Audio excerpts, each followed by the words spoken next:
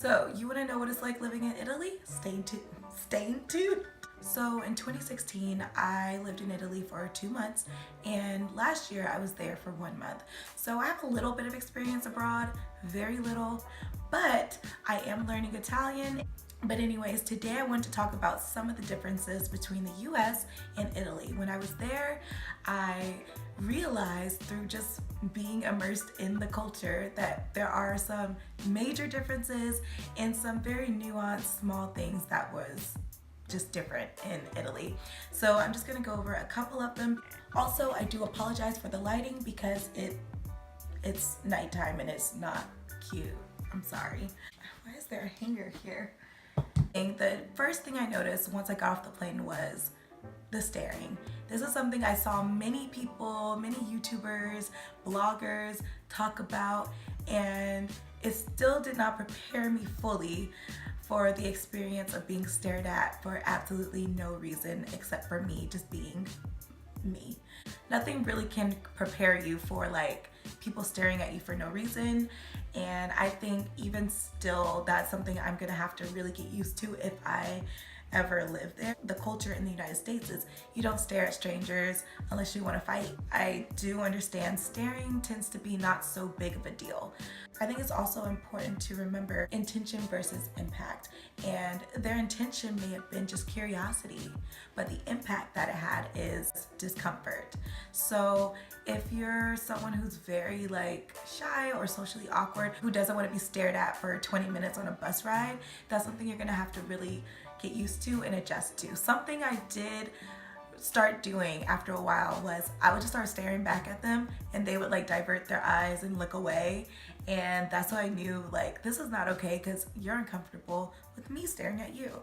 So it's just something that you kind of have to get used to because you can't change the country. And it's not everyone that stares, but almost every city I went to, which was a lot of cities, a lot of towns, you're gonna get stared at more than you're probably comfortable with if you are black. I didn't realize how we have so many conveniences in the US that we just completely take for granted, and I didn't know I took those things for granted until I was in a place that didn't have it. For example, a lot of houses have washers, but they don't have dryers. And most people still hang their clothes on a line to dry, and that's how everyone dries their clothes, and it works perfectly fine. However, I was a little upset because I wanted to wash the same day that I wanted to wear some of the clothes, and in the US most people have dryers and you can just dry your clothes in like 20 minutes and it's fine. So it just takes a little more forethought. It's a little less convenient. Everyone walks everywhere in Italy. Like in the US, we tend to drive most places because places are far. Like I'm not gonna spend an hour walking to the store when it takes me 5 minutes to drive there. So driving is definitely seen as more of, not a luxury, but more of like, you drive when you like need to drive. If you can walk there, your first option is kind of to just walk there because parking and traffic and everything, sometimes it's just quicker to walk. It's what everyone does, which means it's easier to get around by walking, and so you're going to more than likely end up walking pretty much everywhere. It's just the norm and that's what you do. You get to burn off all the carbs, so it's a win-win. A third thing is customer service. Customer service in the US is seen as a right to every citizen. And so when you go to a store and you want to return something in the US, you just return it if you have the receipt. In Italy, customer service is not necessarily like a thing, you know what I'm saying? Like it's not really like your right as a person to have customer service. Like you're not really going to be greeted in stores. In the US, we have a term, customer's always right, even if it's not true. In Italy, that ain't a thing. If your order's wrong and they don't want to make it again, they're not making it again. Like they don't really care. You know, they do their job, they do what they have to do, get paid for, and they're not really there to put a smile on your face.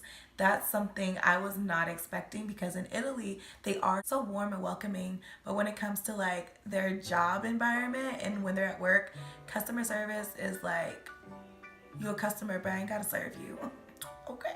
I learned make sure you really want your item before you buy it. Another thing is the atmosphere. They have a very healthy family work balance, and I really like that, and compared to the US where people will work all day into the night on weekends, spend no time with their family, friends, have no time to relax, and they're just like going crazy. Whereas in Italy, they really do value family and friends, unwinding, just enjoying life.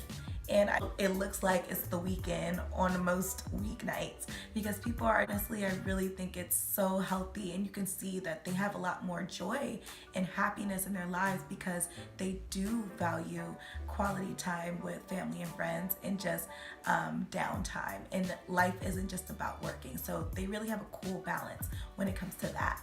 So I'm gonna leave it there because my camera is truly about to die, and I'm tired of doing this video a million times. It is not easy filming a YouTube video. So anyways, I'm gonna go, but I definitely will be back with more differences between the US and Italy and some of my experiences. Maybe I'll do some story times about things that happened while abroad. Okay, I thank you for watching, and I'll see you next time. Ciao.